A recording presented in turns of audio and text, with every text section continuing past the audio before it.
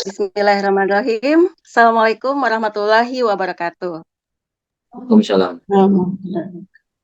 Ya, alhamdulillah ya, senantiasa berucap syukur ya karena di pagi yang sangat indah ini kita masih diberikan kesehatan dan kesempatan ya untuk dapat menyaksikan satu program baru ya persembahan dari Forstat Indonesia yaitu GB Talks ya. Baik, terima kasih ya Bapak Ibu yang sudah meluangkan waktunya di sini. Sudah ada 25, 26 ya, semakin bertambah terus insya Allah ya. Ada dari dosen dan dari mahasiswa gitu ya. Semoga nanti seiring dengan waktu ini semakin bertambah ya. Baik, perkenalkan nama saya Ramya Rahmawati, saya dari Universitas Bengkulu ya. Saya merasa sangat senang sekali ya karena bisa mendapatkan kesempatan yang pertama gitu ya untuk menjadi host di GB Talk ya session satu episode satu ini seperti itu ya. Jadi memang ini eh, peristiwa bersejarah gitu ya di mana ini GB Talks hari ini baru lahir seperti itu ya. Baik, nah tema kita pada kali ini ya seperti yang terlihat di flyer, itu adalah 40 tahun eh, guru besar perempuan pertama di Universitas Lambung Mangkurat atau ULM ya. Alhamdulillah ya kita sudah kedatangan ini luar biasa narasumber yang sangat luar biasa ya yang nanti insya Allah akan membagikan tips-tipsnya gitu ya bagaimana bisa memperoleh atau mencapai jabatan akademik tertinggi ya di usia yang relatif masih sangat muda ya. Kemudian nanti juga kita akan dengarkan ya eh, apa bidang riset beliau dan bidang minat beliau seperti apa, kemudian apa tips-tipsnya membagi waktu seperti itu karena kan Bu Dewi ini seorang wanita ya, jadi di saat yang sama beliau ini adalah seorang istri gitu ya, seorang ibu gitu ya. Nah, bagaimana di saat yang sama beliau ini bisa sukses juga di karirnya. Nah, pasti ada tips-tipsnya. Nah, nanti akan kita dengarkan dan kita juga akan dengarkan apa mimpi besar beliau ya setelah pencapaian guru besar ini ya. Baik, mungkin itu dan kita akan temukan jawabannya ya insya Allah dalam waktu 45 menit ke depan ya karena acara ini insya Allah sampai jam 9 seperti itu ya Bapak Ibu. Eh, Tentunya dengan narasumber kita ya yang alhamdulillah sudah hadir di sini yaitu Prof. Dewi Anggraini PhD ya. Di acara GB Talk ya, Bincang Guru Besar Forstat Indonesia.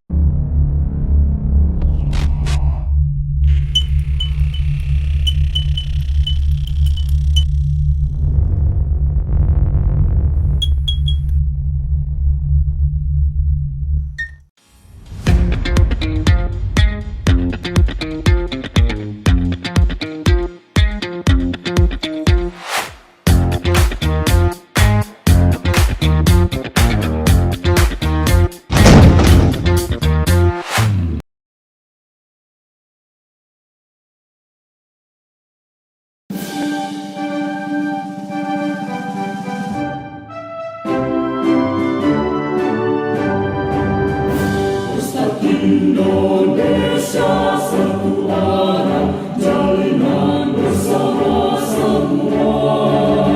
Pendidikan tinggi, statistika, tingkatkan sejahtera bangsa. Pusat Indonesia menciptakan statistisi cerdas kreatif, penuhi integritas melangkah bersama, majukan bidang statistika, membangun Indonesia.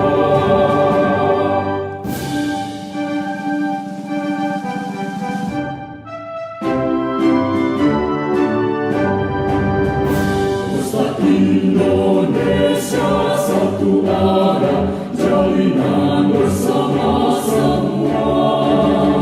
Pendidikan tinggi, statistika, tingkatkan sejahtera bangsa. Pusat Indonesia menciptakan statistisi cerdas kreatif, penuhi integritas melangkah bersama, majukan bidang statistika, membangun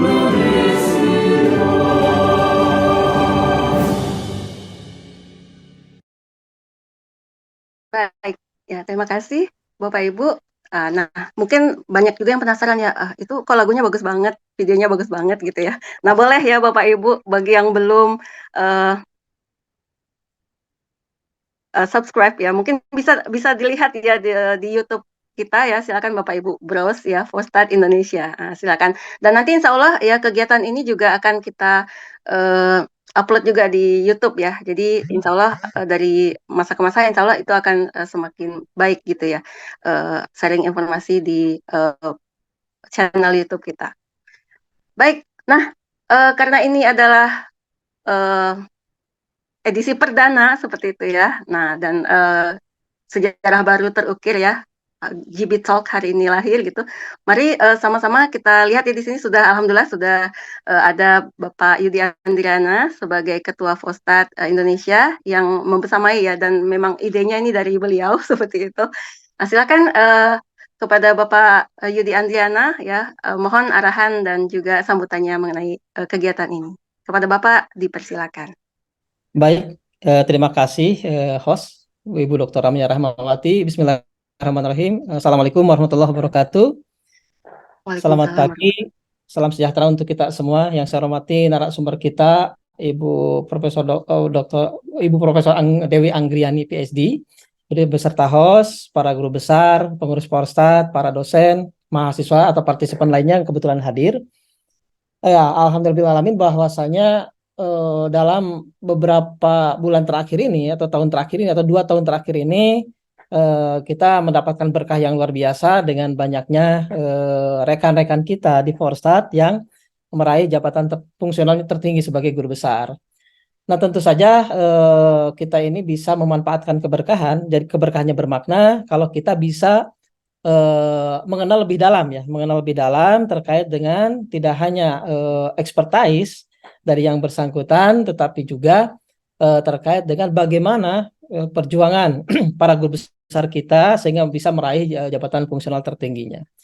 Nah, ini sebagai motivasi ya untuk yang lainnya juga, karena memang ini terkait dengan ada hal yang tidak bisa kita pelajari dalam ranah formal, tidak bisa dipelajari dalam bentuk apa namanya, ini bentuknya tacit knowledge gitu. Tacit knowledge itu suatu hal yang diperoleh berdasarkan pengalaman saja, self learning gitu ya, apa namanya, sehingga apa-apa yang akselerasi yang sudah pernah dilakukan oleh para guru besar kita itu bisa setidaknya ditularkan lah untuk motivasi kita bersama.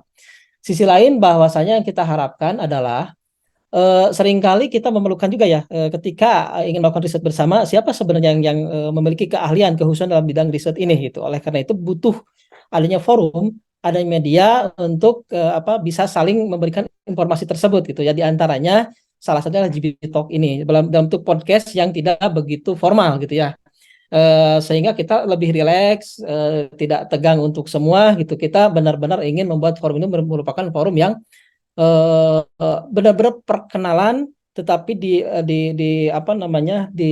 diwadahi oleh Forstat sehingga terstruktur gitu.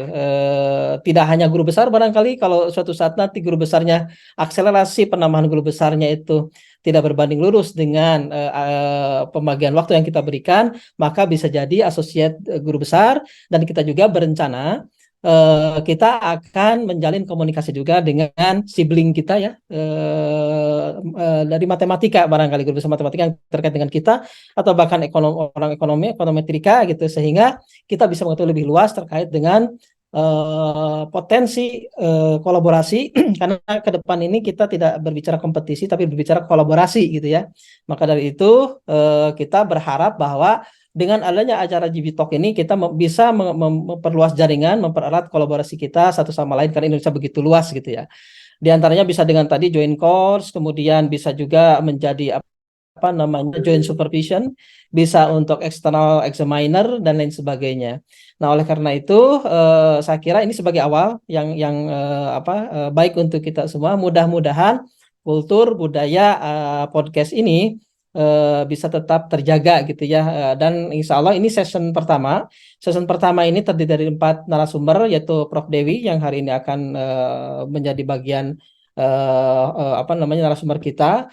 Yang kedua nanti ada Prof. Junaidi kebetulan hadir di sini juga ya dari Tadulako, dan kemudian Prof. Tony dari Unpad, dan Prof Wahyu Wibowo dari ITS gitu. Itu untuk sesi pertama. Nanti akan kita bangun sesi kedua dan seterusnya ya. Sehingga kita semua nanti mendapatkan giliran, insya Allah mudah-mudahan seperti itu. Demikian barangkali ya Bapak Ibu untuk keberkahan acara GB Talk ini, podcast ini, marilah sama-sama kita buka dengan membaca basmalah.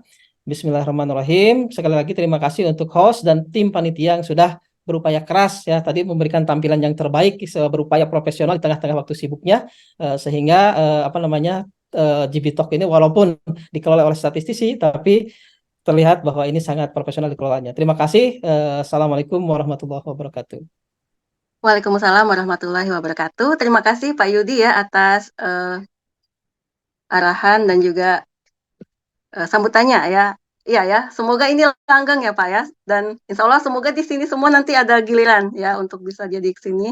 Walaupun mungkin ya di sini ada yang associate professor, ada yang asisten profesor ya. Nanti semoga pada masanya itu jadi full semua seperti itu. Dan bahkan juga mungkin mahasiswa yang gabung di sini ya, semoga gitu ya bisa jadi kan 15 tahun ke depan gitu GB Talk session berapa gitu ya, episode berapa gitu ya. Siapa tahu gitu ya.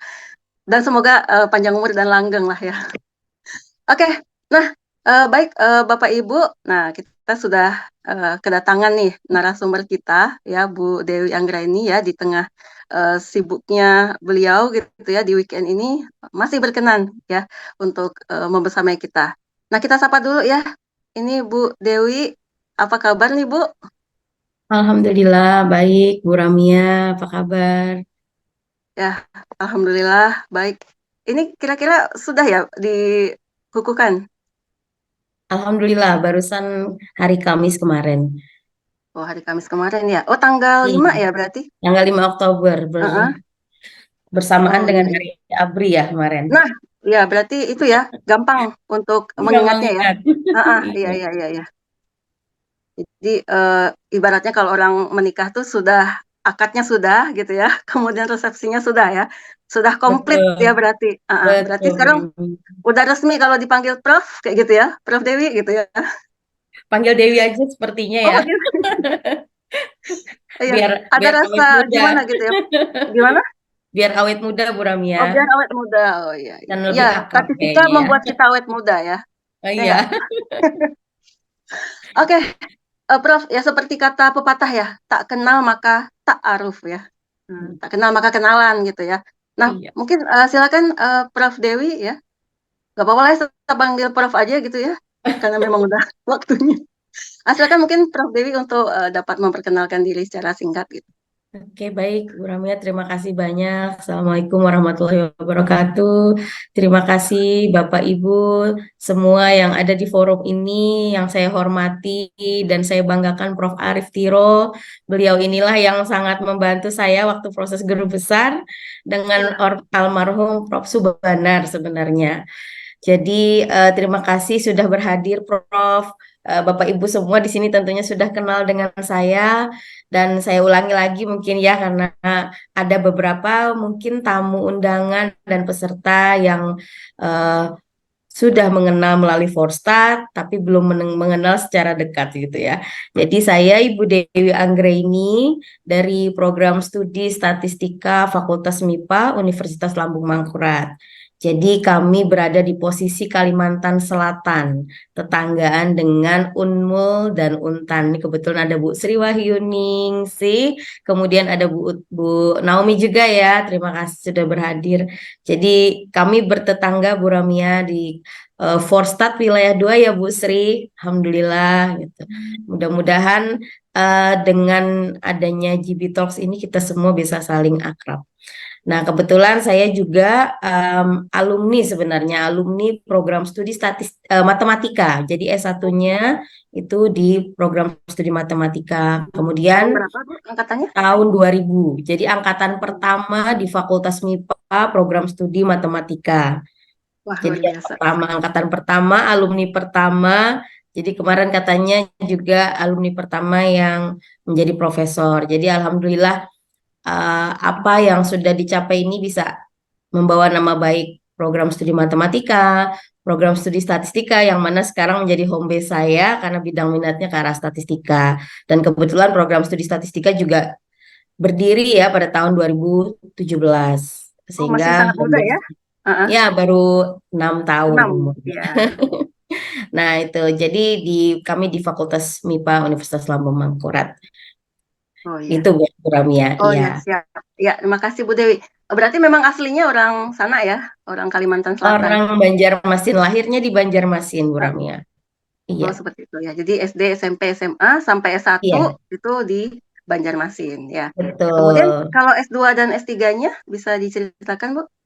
S2, S3 kebetulan mendapatkan beasiswa dari Australia Award Scholarship. Oh Waktu iya. itu S2 melalui Australia Partnership Scholarship Oh, kemarin APS itu ya? waktu ya Heeh. APS ketika Oh iya. ada bencana tsunami ya waktu Hmm. itu. Jadi mungkin saya itu kecipratan ibaratnya ya, bantuan Betah. dari Hmm. Australia Awards. Jadi mereka mengeluarkan beasiswa APS itu untuk membantu mereka yang terdampak tsunami waktu itu, dan proporsi yang diberikan juga ke wilayah timur itu juga lebih banyak. Nah, Iya. waktu itu saya kebetulan masuklah istilahnya salah Hmm. satunya gitu. Jadi, alhamdulillah bisa meneruskan S2 di Australia, di RMIT University Melbourne, dan S3 juga melanjutkan lagi di situ dan ketemu Bu Ramia ya waktu itu. Iya ya. Kita sebelahan kantor ya. Jadi ini teman dekat saya, Pak Yudi, Bapak Ibu sekalian, bertetanggaan. Kalau pusing-pusing bareng gitu ya, gitu. Jadi Iya. karena lingkungan di RMIT sangat memfasilitasi bagi mahasiswa internasional, ramah, kemudian juga fasilitasnya bagus dan toleransi dengan kita ya sebagai orang Indonesia, kemudian kita juga seorang Muslim berjilbab gitu ya di wilayah sana gitu yang merupakan kaum minoritas, itu mereka sangat respect. Jadi makanya saya cinta banget sama Melbourne, Australia, dan S3 pun ke sana, mau short course pun mau ke Australia. Jadi dibilang Australia melulu sih gitu kan. Karena gimana ya, kayak ngerasa nyaman aja seperti itu.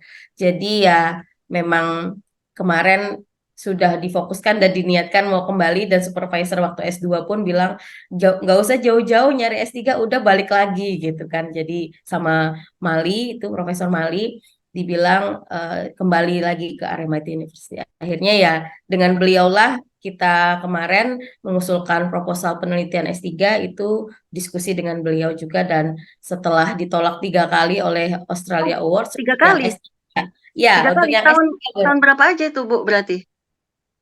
Waktu yang S2 itu 1 kali apply, alhamdulillah Heeh. tembus. Oh Nah, ya. itu.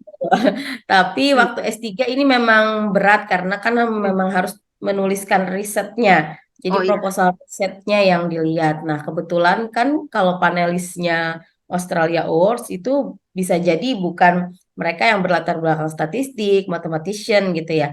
Jadi waktu itu saya awalnya membuat proposal itu pure gitu, yang keilmuan kita ya, statistika, metodologinya gitu, metode-metode yang ada di statistika. Nah, ternyata itu ditolak 3 kali. Entah mungkin saya nulisnya kurang bagus seperti itu.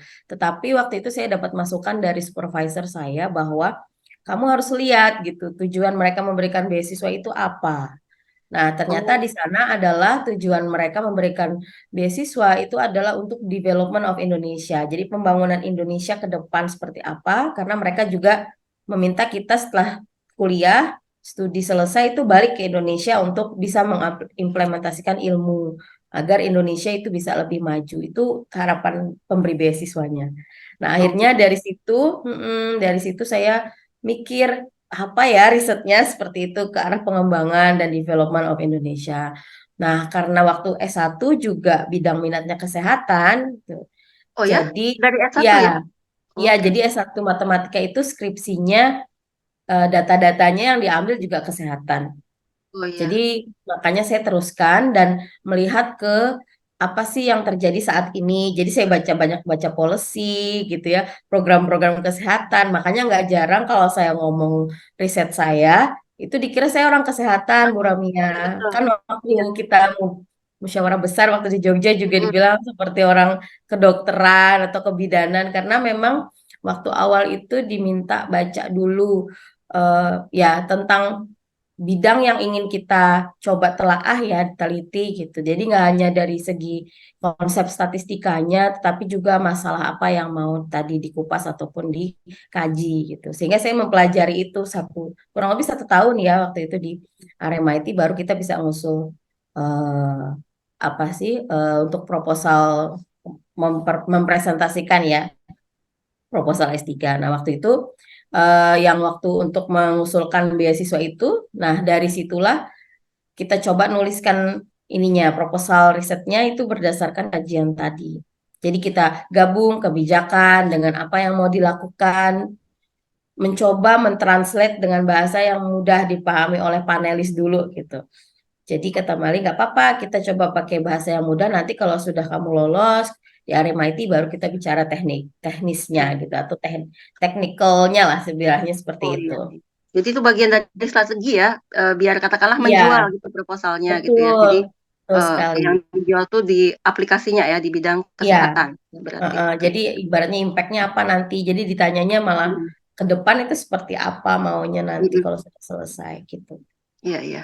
Nah berarti S2 S3 berarti Bu Dewi memang di Australia ya. Nah ini kalau Betul. menurut Bu Dewi itu apakah ada katakanlah pengaruhnya gitu ya dengan Bu Dewi menjadi profesor yang dalam usia yang sangat muda ini gitu ya. Apakah proses katakanlah pendidikan di sana itu mempercepat gitu ya proses Bu Dewi ini untuk mengajukan guru besar gitu. Bisa dibilang begitu Mbak Ramia, karena Kan? di sana saya belajar banyak ya, terutama dari segi waktu mereka Mm-mm. sangat well time management gitu. Kemudian dari segi punktualitas juga mereka juga on time kadang untuk melakukan segala kegiatan ya. Jadi dari situ saya banyak belajar karena pengalaman S2 saya pikir sama ya kayak di Indonesia gitu. Jadi datang waktu ada acara waktu itu agak telat gitu Bu Ramia. Pas saya buka pintu, mereka pada nengok semua ke saya. Nah, saat itu saya sadar bahwa saya itu telat gitu ya di acara mereka. Jadi dari situ saya belajar mulai menata waktu, kemudian berdisiplin gitu ya. Mm-mm. Walaupun kadang kita nggak bisa dipungkiri, kadang mungkin ada kendala. Nah, akan tetapi di sini konfirmasi dan sebagainya itu juga menjadi hal yang penting. Jadi walaupun ada kendala, kita bisa konfirmasi kepada yang bersangkutan ataupun yang menjadi narahubung sehingga nanti mereka tahu keberadaan kita ada di mana. Jadi di situ dari segi perilaku juga saya lihat budaya mereka walaupun beda dengan kita, tapi cara mereka memperlakukan kita gitu ya sebagai orang pendatang itu sangat baik kalau pengalaman saya karena alhamdulillah saya tidak pernah mengalami rasis di sana ataupun kekerasan apapun ya. Jadi itu yang saya rasakan. Mungkin ada beberapa sih yang pengalamannya berbeda ya Bu Ramia, tetapi waktu saya S2 maupun S3 alhamdulillah semuanya Alhamdulillah. baik dan respect sekali, bahkan bisa membantu kita yang mungkin kesulitan ya waktu hidup pertama di Australia seperti itu. Ya, wah, mantap nih. Ini bisa jadi motivasi bagi adik-adik mahasiswa di sini ya, untuk bisa Iya, lanjut nanti ke luar negeri ya.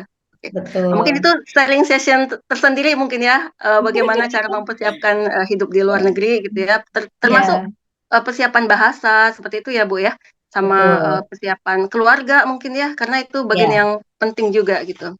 betul sekali. Baik, oh ya saya penasaran ini ya, Bu Dewi ini apakah memang dari keluarga kalangan akademisi gitu ya, sehingga mungkin memang dapat bimbingan langsung dari orang tua gitu ya untuk bisa, ya sepertinya orang tua sangat menaruh perhatian gitu Betul. ya di sini. Mm-mm. Ya, bagaimana Bu Betul. latar belakang keluarga? Jadi orang tua saya, bapak saya kebetulan memang tenaga pendidik ya di Fakultas Hmm, Ilmu Sosial Politik Universitas Lambung Mangkurat. oh, Dan ya. beliau juga alhamdulillah guru besar di sana yang Bapak pertama dan waktu Ibu? itu. Bapak, bapak Oh saja. Bapak, oh iya. Ya. Sedangkan ibu saya itu seorang bidan, Oh, tetapi oke. beliau ini super aktif. Heeh, Kemudian beliau juga selain menjadi profesi bidan, beliau juga mengajar mm-mm. eh, di Akademi Kebidanan maupun Stikes yang ada di lingkungan Banjarmasin, Banjarbaru dan sekitarnya.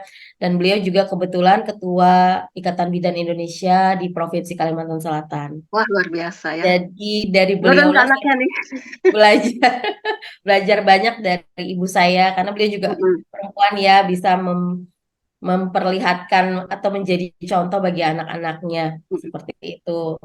Jadi memang dari kecil saya itu waktu TK Bu Ramia memang suka tuh kalau main-main sama temen ya, suka jadi guru gitu. Oh gitu. Oh emang udah dari Nah, dulu pengen jadi dosen berarti ya ya Bu ya? ya dulu cita-citanya dokter karena waktu Oh itu kan dokter dokter. itu Eh sangat sampai sekarang ya sekarang profesi dokter dokter itu malah ya? Bukannya dokter malah difavoritkan. dokter. Ya gitu, makanya karena nggak mampu jadi dokter, ya udah jadi Heeh, dokter. bener. Jadinya Profesor lagi. ya suka main-main sama teman-teman, cerita jadi guru gitu. Mm-mm. Oh iya ya, Ya. mantap lah. Oh ya nih, karena ini waktu jalan terus ya, dan mungkin ini teman-teman di sini banyak yang sudah pengen lihat sebenarnya ya bidang penelitian Bu Dewi ini mungkin ya untuk lebih detail sedikit lah gitu. Siapa tahu nanti seperti kata Pak Yudi tadi kan ingin mencari katakanlah reviewer eksternal atau eh, apa ya misalkan pembimbing dan sebagainya gitu. Mungkin Bu Dewi bisa ceritakan gitu ya. Khususnya ya penelitian Bu Dewi ini seperti apa gitu. Atau Nah, mungkin tadi kan Ibu Dewi bilang eh, sering dikira gitu ya menjadi orang dari kesehatan gitu ya. Mungkin bisa ya. diceritakan berapa persen sih eh, statistiknya gitu, berapa persen dari kesehatannya apa 50-50 atau mungkin tidak seperti itu gitu. Silakan mungkin Bu. Oke. Dan novelty-nya gitu ya, silakan. Jadi karena tadi ya saya bilang kita harus melihat apa sih yang sedang eh, mungkin dilaksanakan atau dilakukan pemerintah Indonesia. Jadi waktu itu memang eh, mulainya memang pas saat S3 itu ya yang memang keseriusan dalam bidang penelitian sekarang yang bidang kajian sekarang. Jadi angka kematian ibu dan bayi serta neonatal di Indonesia itu yang menjadi dasar. Jadi kita melihat bagaimana sih program yang sudah dilaksanakan oleh pemerintah saat itu dan sampai sekarang ya kita terus melihat seperti apa. Nah, kebanyakan program pemerintah itu dilakukan setelah bayi itu dilahirkan. Ya, jadi salah satunya minat saya di waktu S3 itu ke arah yang untuk monitoring bayi ya supaya mereka bisa menurunkan risiko kematian. Padahal angka kematian ibu juga tinggi. Nah, dari situlah saya melihat ada sebenarnya alat pantau yang sudah ada di Indonesia ini. Kita sudah mengenal ya, terutama ibu-ibu pasti tahu buku KIA yang pink. Ya, ya, ya, Nah, gitu. betul. Nah, jadi di dalam buku KIA itu sebenarnya udah banyak informasi yang bisa kita analisis sebenarnya. Bagaimana proses pemantauan kesehatan ibu hamil dari awal mereka hamil sampai dengan persalinan. Karena disitulah masa emasnya bayi ya sebenarnya, Mhm. karena kan di situ pertumbuhan mereka. Nah, saat itu masih, waktu saya S3 itu masih belum booming terkait stunting. Oke, Jadi ya. masih terkait BBLR nih ceritanya. Mhm. Jadi berat badan lahir BBLR, rendah. apa tuh? Ya, berat Bayi, lahir berat, rendah. lahir, Berat badan rendah. lahir Ya, rendah. Ya. ya. Nah, kemudian saya coba dari situ melihat apa tidak ada gitu ya perkiraan ataupun model estimasi berat Oh, janin yang kita bisa lakukan gitu sebelum dilahirkan bayi itu kan supaya kita bisa oke. prediksi gitu selama kehamilan berdasarkan usia kehamilannya. Jadi Hmm. berdasarkan gestational age atau usia kehamilan ibu. Nah, setelah ditelusuri di Indonesia itu ada estimasi berat janin itu berdasarkan rumus Johnson-Tosak namanya atau yang dikenal dengan rumus McDonald. Nah, kalau para bidan tuh mengenalnya rumus McDonald. McDonald. Oke. Jadi itu berdasarkan pengukuran tinggi fundus uteri ibu Hmm. sama em, apa ya posisi kepala bayi itu masuk atau enggak. Itu Oh tapi gitu. diukurnya memang setelah ingin menjelang kelahiran gitu Bu Ramya. Oh usia berapa tuh Bu setelah kehamilan? Biasanya usia sekitar 35 week juga, tapi mau kalau Oh. yang fundus uteri bisa diukur sejak 15 week seperti itu. Jadi Hmm. dia pakai ukuran. Nah, akan tetapi ada yang bilang bahwa penggunaan variabel itu tadi, posisi kepala bayi itu sangat subjektif. Begitu juga pengukuran fundus uteri. Nah, jadi diperlukan sih standarisasi sebenarnya di situ. Nah, kemudian saya cari lagi, apakah sudah ada yang mengembangkan selain model itu? Karena kan model itu dikembangkan berdasarkan sampel yang mereka gunakan di Western countries. Oh Jadi iya, bukan beda ya populasi kita ya. Indonesia gitu Heeh. kan. Karena kita karena di sini karena variabelnya tinggi fundus uteri ibu, jadi kan ada kemungkinan bahwa berbeda populasi juga berbeda Mm-mm. karakteristiknya. Nah, sehingga saya coba cari dan ketemu tuh ada Bapak Risanto, kalau tidak salah beliau dari UGM. Nah, itu meneliti, mencoba membuat formula tadi, model untuk mengestimasi berat janin. Nah, di situ beliau hanya berdasarkan fundus uteri saja. Mm-mm. Karena tadi yang posisi kepala bayi itu dianggap subjektif kan. Jadi kita coba berdasarkan fundus uteri saja.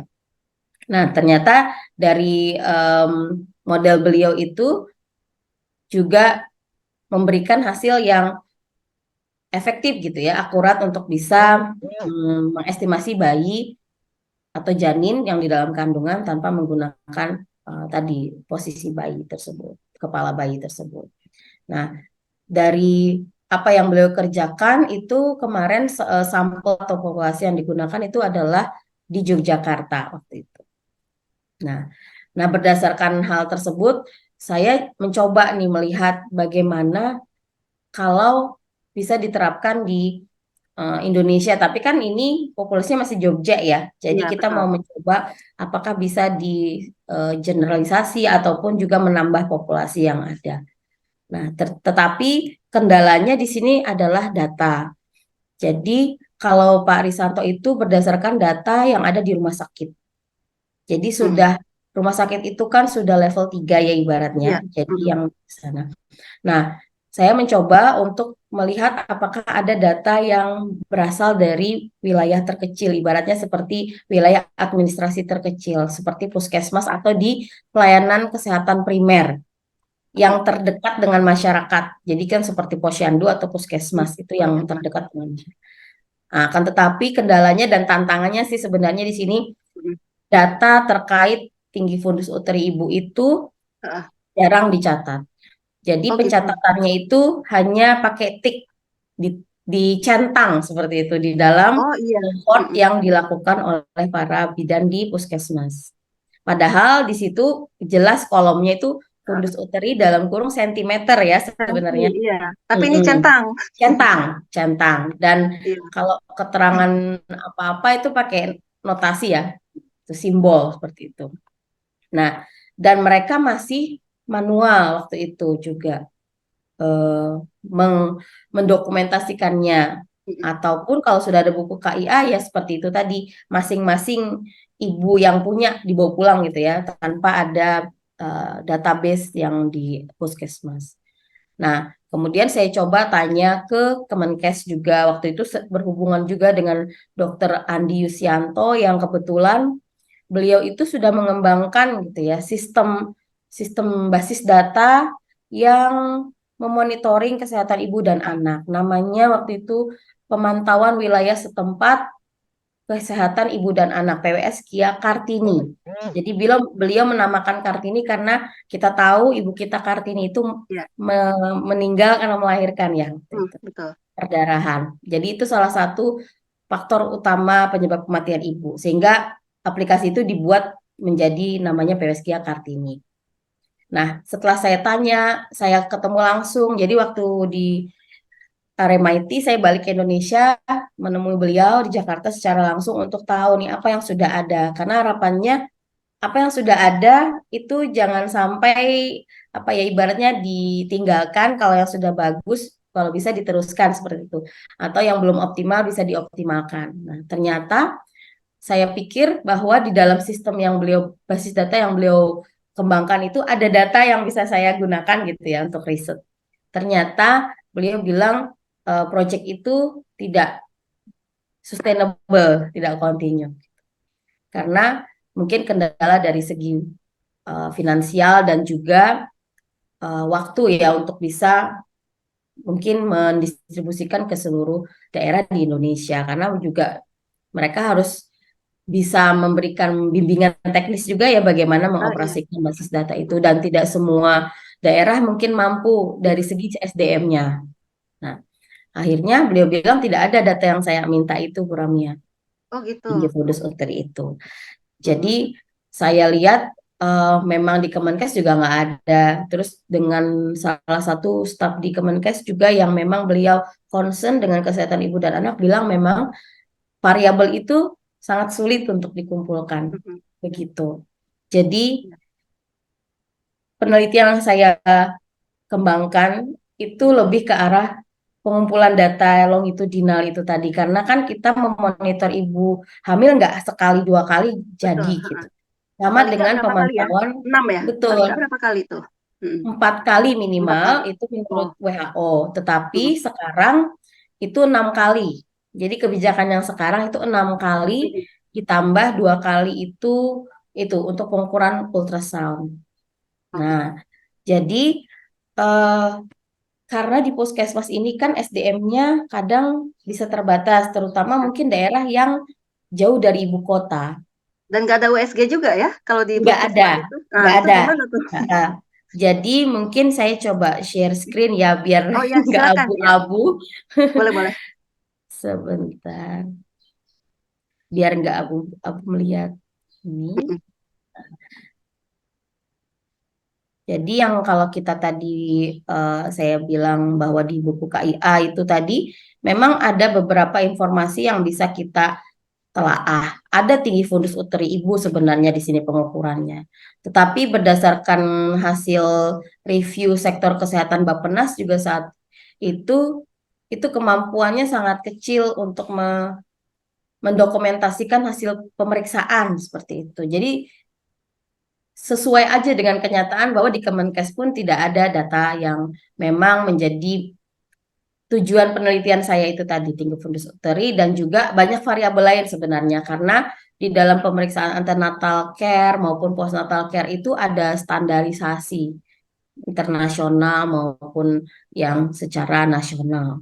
Nah, dari situlah karena mengingat waktu juga waktu itu S3, jadi saya fokus dengan satu variabel yang memang benar-benar dari hasil penelitian terdahulu itu memang signifikan ya dalam mengestimasi berat janin. Sehingga tinggi fundus uterilah itu yang saya ambil. Nah, ternyata karena tadi datanya nggak ada, kan saya jadi bingung ya gimana gitu. Melihatnya apakah saya harus mengumpulkan buku-buku KIA ini dari seluruh ibu-ibu hamil gitu. Mhm. Nah, atau bagaimana gitu kan. Nah, jadi Iya. kemarinnya waktu itu mencoba berpikir bagaimana caranya. Jadi saya tidak quit dari penelitian ini karena banyak sekali teman diskusi saya waktu memang studi S3 dan mereka juga di bidang kesehatan sih waktu itu memang di kesehatan ibu dan anak mereka karena data nggak ada terus nyari apa ya nyari fokus penelitian yang mungkin datanya aman gitu ya seperti itu atau tersedia. Nah, saya waktu itu tetap aja mau melaksanakan penelitian dengan variabel yang tadi sudah menjadi minatnya gitu ya. Nah, Iya. akhirnya saya coba diskusi dengan beberapa dokter dan juga Ikatan Bidan Indonesia yang di Provinsi Kalsel. Mhm. Waktu itu belum ibu saya sih yang menjadi ketua. Belum Jadi ketuanya, dengan ya beliau oke. bilang bisa saja kalau memang mau mencari datanya menggunakan kohort nih Mbak Ramia dan Bapak Ibu bisa lihat kohortnya Mhm. ini manual ya. Iya. Ditulis tangan. Mhm. Padahal saya dapat informasi dari Pak Dokter Yusianto itu juga bahwa mereka ini disediakan Excel-nya gitu. Tapi nggak diisi. Tapi ya itu kadang Iya. kita bisa maklumi ya karena fasilitas komputer aja di puskesmas bisa jadi ada atau nggak ada. Nah itu apalagi yang di daerah Bu Ramia. Dan bahkan sebenarnya yang paling rendah lagi kan posyandu yang biasanya rajin, ada penimbangan bayi, ibu hamil, itu kan mereka rutin. Mhm. Tetapi sampai saat ini kemarin saya eh, melakukan observasi dengan anak-anak kerja lapang, itu mereka masih dalam bentuk hard copy ataupun manual dalam bentuk buku gitu. Jadi Jadi untuk Ibu bisa melakukan penelitian ini berarti Ibu harus menginputnya ya? betul Berarti menginputnya perlu tim ya, Bu? satu-satu. Iya. Heeh. Iya, oke. Nah, kemudian di sini ketika saya berpikir bagaimana cara mengumpulkan datanya, akhirnya melibatkan bidan yang ada di 13 kabupaten kota 13. sehingga harapannya bisa mewakili wilayah di Kalsel ya. Karena Mhm. waktu itu Berapa tuh sampelnya, Bu, berarti? Dari Ini 13 13 kabupaten kota, tapi bidannya waktu itu bisa mewakili sebanyak 20 orang. Oh iya. Jadi ada bidan praktek mandiri sama bidan yang memang tugasnya di puskesmas. Gitu. Iya. Nah, akhirnya saya minta mereka bawa rekapan ini kohort ibu dan bayi. Saya mau melihat datanya seperti apa gitu ya. Dan ternyata di sini memang banyak sekali data-data yang tidak terisi. Nah, itu bagaimana Bu caranya tuh, missing Nah, data itu? jadi ya missing data. Jadi ini kan datanya sifatnya retrospektif ya, karena sudah ada ya, Bu Ramia. Saya Iya. melihat dan juga waktu itu tim riset saya nggak mampu sendirian menginput Iya. sebanyak itu. Jadi kemarin sempat 4.000-an data yang Wow. ada, yang retrospektif. Nah, akhirnya saya ada tim mahasiswa waktu itu masih saya di program studi matematika, jadi menggunakan pertolongan mereka gitu. Oh dengan ya, dan alhamdulillah. mereka saya training dulu juga bahwa untuk melihat ini apa gitu, karena tulisan tangan itu sangat sulit Bu Rami dicerna gitu ya. Jadi supaya tidak ada error yang besar, kita coba latih mereka untuk membaca itu dan koordinasi dengan bidan yang bersangkutan. Ibu, ini isinya apa gitu. Jadi kita punya WhatsApp grup bidan gitu untuk konfirmasi ibu yang di kecamatan mana ataupun yang di kabupaten mana ini datanya seperti itu. Ya. Akhirnya Nah, kemudian mengolahnya, oh ya, gimana? ya setelah terkumpul Oke. ini Bu Ramia sebelum training ya. Jadi ini yang tadi saya kumpulkan 4.000-an itu, kalau Oke. melihat satu variabel fundus uterinya saja, tinggi fundus ibu, ini begini distribusi datanya. Jadi tidak masuk dengan teorinya ibaratnya gitu ya. Usia kehamilan meningkat kan logikanya perut ibunya juga tinggi Iya, fundus uterinya meningkat ya. betul. Nah Ya. ini dari data retrospektif tuh seperti ini kondisinya. Ya. Terus saya mau buang semua ini seperti apa gitu kan waktu itu. Akhirnya saya berpikir bagaimana kita bisa membuat kualitas data ini bagus seperti itu, lebih baik. Karena di sini sudah ada cerminan sih bahwa ini ya peningkatan usia kehamilan bisa diikuti dengan peningkatan tinggi fundus uteri. Akhirnya saya berinisiatif untuk mengadakan training atau BIMTEK kepada si bidan. Ya, berapa lama tuh Bu? Bimbingan teknis dan saintifik terhadap bidan. Berapa agar lama? mereka agar mereka mengerti pentingnya data ini gitu. Bahwa data ini tuh bisa bermanfaat untuk bisa mendeteksi risiko kehamilan maupun kelahiran. Gitu. Setelah di training, mereka diberikan informasi terkait estimasi berat janin yang penting untuk dilakukan dan dicatat, kemudian dipantau. Karena di dalam buku KIA ini sendiri, di sini, itu belum ada waktu itu grafik evaluasi kehamilan ini juga belum ada. Yang ada hanya KMS untuk bayi setelah lahir. Bayi lahir ya, bayi umur 0 sampai 24 bulan. Nah, jadi pemantauan selama kehamilannya ini baru saja muncul Bu Ramia. Nah, tetapi di sini pun masih belum ada estimasi berat janin. Nah, sementara secara global itu ada grafik pertumbuhan janin yang dikembangkan oleh the Intergrowth 21st Project dan juga WHO. Ya. Nah, tapi di sini masalah lagi Bu Ramia, karena di grafik kedua, grafik pertumbuhan janin ini dia di belakangnya itu menggunakan pemodelan yang datanya atau yang variabelnya itu menggunakan hasil pengukuran ultrasound ini gitu. Oh iya, betul. Nah, Kalau ini kan sehingga manual ya. iya. Jadi kalau kita petakan ke sini itu nggak masuk kalau kita pakai fundus uteri.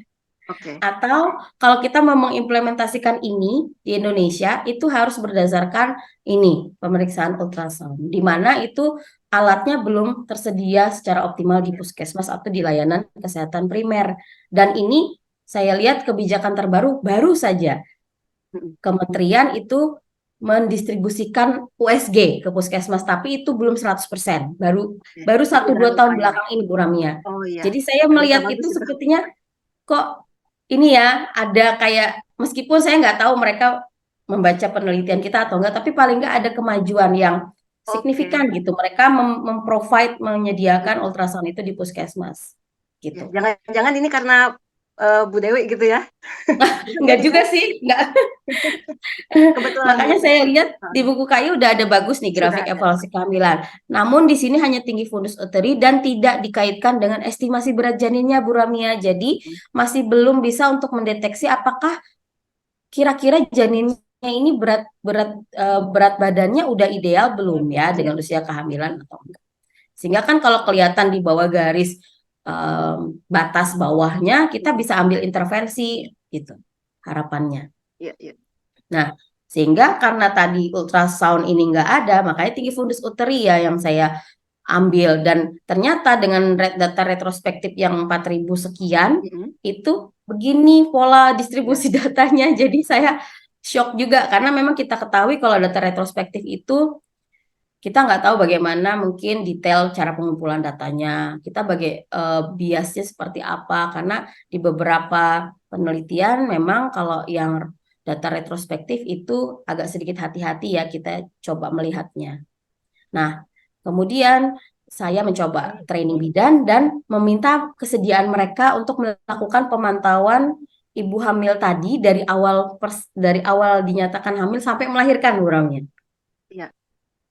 Nah, sehingga hasil prospektif datanya ini sekitar 381 yang saya kumpulkan karena saya minta mereka, karena waktu itu masih pilot study sekitar setahun ya, karena kan ibu hamil itu 9 bulan gitu ya. Saya paskan 1 tahun, mereka mampu gitu mendokumentasikan hasil tinggi fundus uteri ibu. Ini Mm-mm. bedanya jauh banget Bu Ramia, kelihatan Iya, iya, kuantitas betul. sama kualitas Heeh, datanya lebih bagus dan betul. lebih reliable ya istilahnya. Sehingga dari sini kita bisa bentuk gitu, pemodelan untuk mengestimasi berat janin. Oh gitu ya. Jadi ini novelty Ibu ya. Jadi di Iya, pemodelannya jadi ini out iya dari situ. betul, dan Ya, harapannya ini alat pantau tubuh kembang janin ini bisa oke. diterapkan. Cuman ini kita Oke. perlu validasi terus sih Oh, Bu baik. Ramia. Karena ini kan dari populasi di Kalimantan Selatan yang saya Oke. kumpulkan. Nah ini Bu, Begitu. maaf ini ternyata waktu berjalan dengan sangat cepat. Ya. Sudah Mm-mm. 30 menit ternyata. Dan mungkin nggak apa-apa ya. Siapa tahu nih ada eh, partisipan gitu ya yang ingin Iya, bertanya itu nggak nantinya. apa-apa ya Bu ya. Kita Betul, undang itu mungkin boleh raise hand gitu ya. boleh. Heeh. Mm-mm.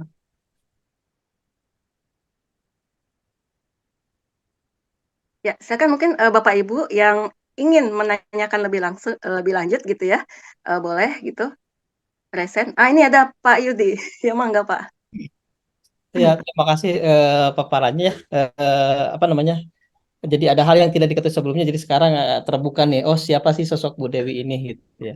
Nah, tadi sebenarnya saya menunggu yang lain raise hand sebenarnya karena tidak ada, dan waktu kita terus berjalan, maka saya penasaran dengan satu hal. Sebenarnya ini kalau kerjanya kolaboratif gitu misalnya tadi data tulisan tangan itu saya sedang membayangkan, terbayang nih bagaimana effort Bu Dewi gitu ya, Prof Dewi terkait dengan entry data secara manual gitu. Dan sekarang perkembangan mesin learning itu ini Ya. bidangnya Bu Anin nih. Ya, kita bisa apa namanya bisa eh, langsung input data dalam bentuk scanning, kemudian bisa terdeteksi oleh mesin learning tersebut bahwa itu angka berapa gitu dan seterusnya. Ini merupakan hal yang memang apa namanya ketika kerja kolaboratif maka permasalahan menjadi lebih cepat terselesaikan gitu, dan saling menguntungkan. Betul. Nah, itu sedikit komentar saja ya, rasa curiosity saja gitu. Oh, zaman dulu kan belum populer bakal ya Bu. Belum Pak, belum populer waktu itu. AI aja belum ada waktu itu. Betul ya, betul betul. Ya, Mm-mm. mangga. Jadi ini bisa menjadi topik disertasi tesis lah, tesis mahasiswa Bu Anin nih. Ada bahan nih, ada data yang kita bisa. Ya, ya, ya Pak Yudi. Kebetulan ada 2 mahasiswa doktoral di IPB nih, di Wow. IPB Fakultas Ekologi Manusia ya. Sepertinya Hmm. mereka juga mengembangkan kembali apa yang sudah saya lakukan, tetapi mereka menambahkan variabel lain yang terkait gizi, karena kan sekarang lagi tren stunting. Stunting ya. Ya, jadi dihubungkan. Jadi ada 2 mahasiswa doktoral yang saat ini sedang melaksanakan disertasinya gitu ya. Jadi pembimbingnya meminta mereka menghubungi saya waktu itu, Prof Yudi, Pak Yudi. Jadi saya bilang nggak apa-apa, bisa diskusi dengan kita, dan mereka mengumpulkan data di Ternate satu dan di Bogor satu. Jadi harapannya bisa semakin banyak nih data yang dikumpulkan dan nantinya bisa merepresentasikan Indonesia seperti populasi Indonesia. Tuh. Ya, luar biasa. Terjawab ya, Prof. Yudi? Terima kasih, Oke. terima kasih. Ya, baik. Ada lagi mungkin, boleh saya bacakan, ini ada di chat box, pertanyaan dari Bu Anin. Saya bacakan ya. Oke, apa visi dan target atau mimpi ke depan yang masih ingin Prof. Dewi raih? Iya sih, kan kalau kita tuh akademisi itu kan jabatan tertinggi udah diraih gitu ya. Nah, tapi apa nih setelah ini? Apakah masih ada mimpi besar gitu ke depan? Oke, Ya, kalau mimpi saya, memang saya sudah bilang kalau saya jadi profesor, saya akan lebih banyak mengabdi untuk masyarakat, oh, luar seperti itu. biasa. Jadi saya nggak mau yang macam-macam, nggak ingin jabatan, nggak ingin kedudukan gitu, tapi saya ingin bagaimana caranya nanti hasil riset saya ini berkembang, kemudian dimanfaatkan orang lain, masyarakat, dan ini saya juga senang banget ada dua mahasiswa doktor ya yang tertarik gitu, karena saya bilang ini kayaknya menarik nggak sih di bidang statistik gitu. Karena kan Mm-mm. perkembangan bidang statistik ini udah canggih-canggih semua, Iya. tapi di sisi lain ini di sebelah sini tuh ada yang tertinggal gitu. Ibaratnya datanya aja di statistik sektoralnya aja belum bagus gitu. Sehingga salah satu pengabdian kemarin kita kerjasama dengan BPS terkait penguatan statistik sektoral untuk satu data Indonesia itu memang saat ini tuh masih masih lemah karena di perangkat kelurahan sendiri mereka pengumpulan data aja belum seragam gitu.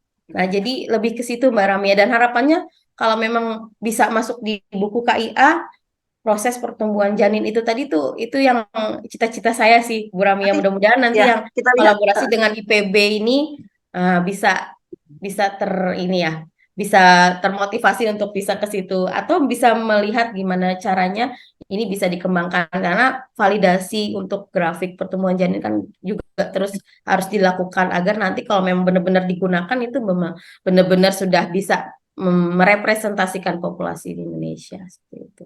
Ya, mantap lah.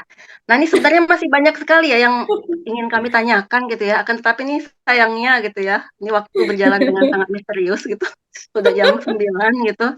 Jadi Iya. mungkin gini aja lah ya Bapak Ibu dan adik-adik mahasiswa, mungkin bagi yang masih penasaran gitu ya. Saya sebenarnya masih pengen banget gitu ngomong banyak gitu ya, akan tetapi kita dibatasi oleh waktu.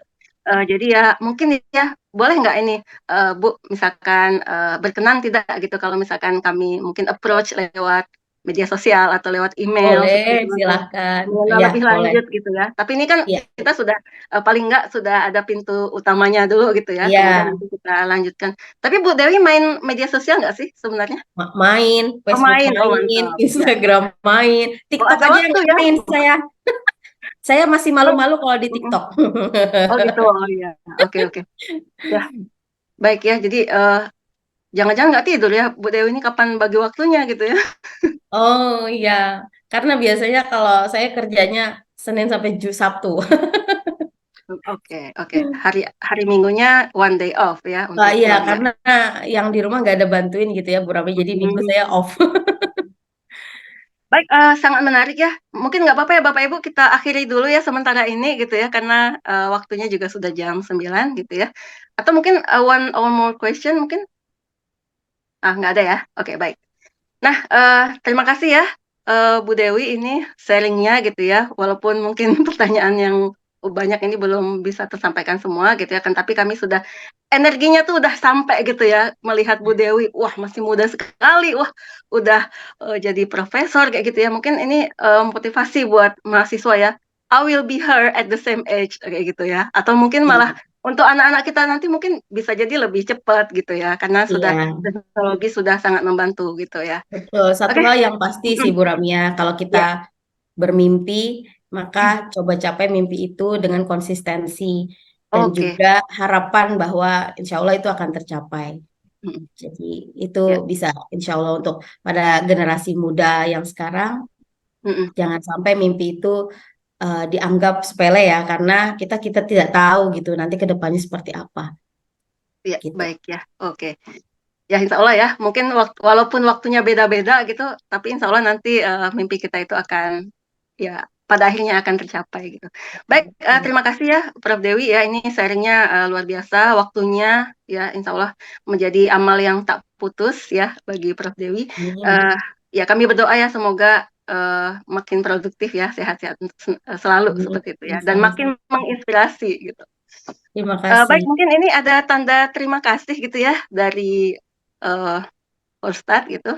Tapi sebelumnya ini saya ingatkan buat para peserta ini kita punya sertifikat ya, silakan diisi presensinya dan nanti insya Allah otomatis ya sertifikatnya datang di email kita ya. Silakan ditunggu saja. Baik, mungkin ini silakan Bu, ya silakan mungkin Pak Yudi berkenan untuk menyerahkan secara Oh ya, simbol, secara baik. visual ya.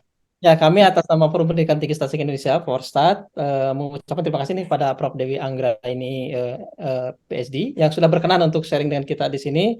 Insya Allah bermanfaat bagi kita semua. Semoga apa yang tadi dicita-citakan ya di masa mendatang diberikan kelancaran dalam mewujudkannya gitu. Dan kami di sini juga bisa mengikuti jejaknya ya untuk segera mencapai jabatan fungsional tertinggi ya, karena memang itu sebuah kemutlakan yang harus kami lewati juga ya. Seperti itu sehingga bisa berkontribusi besar untuk Forsat Indonesia juga. Dan terima kasih juga untuk para partisipan ya yang hadir di sini. Saya lihat para guru besar tadi ada Prof. Kan, kemudian Prof. Alif Tiro, Prof. Asep kalau tidak salah saya lihat sepintas tadi. Bapak Ibu semua terima kasih juga sudah hadir di sini para mahasiswa. Ini acara pertama kita. Sekali lagi motivasinya adalah untuk mengenal lebih dekat para guru kita gitu ya, guru besar kita. Dan ini bergilir nanti akan sampai pada giliran kita semua juga di titik tertentu gitu ya. Dan seperti kata Bu Ramya bahwasanya yang mahasiswa yang hadir di sini pun siapa tahu dalam 15 tahun ke depan menjadi narasumber sebagai bagian dari podcast grup GP Talk Forsat Indonesia ini. Demikian saya kembalikan ke host. Terima kasih Bu Ramya. Assalamualaikum warahmatullahi wabarakatuh. Waalaikumsalam warahmatullahi wabarakatuh. Baik, terima kasih Pak Yudi. Baik, kita sudah di ujung acara ya. Baik, mari sama-sama kita berikan applause ya. Boleh menggunakan reaction di sini kepada Bu Dewi, luar biasa ya. Ya, sama ya yang Pak Yudi bilang tadi juga terima kasih juga kepada partisipan ini ya. Insya Allah suatu saat kita akan berada di posisi Bu Dewi. Amin. Amin ya. Baik, insya Allah kita ketemu lagi ya Bapak Ibu 2 pekan dari sekarang ya. Insya Allah dengan pemateri dan juga host yang tak kalah menariknya ya. Oke, banyak maaf dari saya ya. Kepada Allah saya mohon ampun. Terima kasih banyak. Assalamualaikum warahmatullahi wabarakatuh. Waalaikumsalam warahmatullahi wabarakatuh. Terima kasih Prof. Dewi, Bu Ramya, terima kasih Bu Anin, terima kasih. Sama-sama Pak Terima Yudi, kasih terima banyak. kasih banyak.